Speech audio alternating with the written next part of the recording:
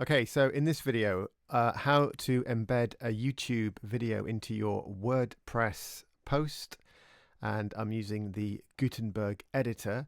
So I've got a test post here, and I've got a new block ready to go in.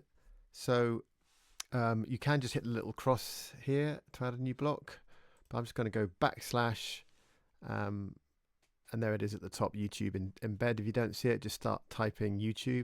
Click that to embed the YouTube block, and here we need to put the actual video link from YouTube. So if you go to your YouTube video, and then let's just click the options here and get shareable link.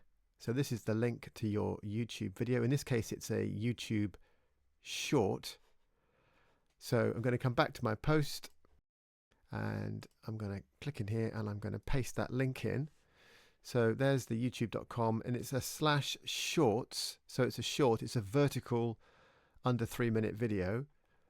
And this here is the actual code to the video.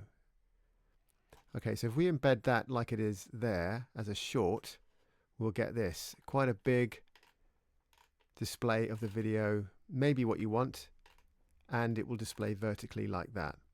However, if you wanted a little bit more control, and to just display it slightly smaller within the normal widescreen YouTube container, what you can do is you can go back and edit your link. So edit the embed code. And we take out the word shorts here and just put in embed. So then backslash, then we've still got the same code. This is the code, the unique code for the video. And we don't actually need this bit here, the feature share. So we can take that off, including the question mark.